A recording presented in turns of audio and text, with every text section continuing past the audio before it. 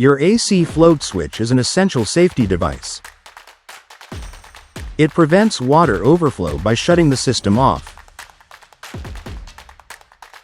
A properly working float switch helps detect water buildup early. It can also reduce the risk of mold and alert you to clogged problems. When the float switch shuts down your AC, it might indicate serious issues. Additional signs include musty odors or water around the unit. Ignoring the float switch can lead to costly damage. Regular maintenance is key to keeping everything working well. A simple safety switch can make a big difference for your home.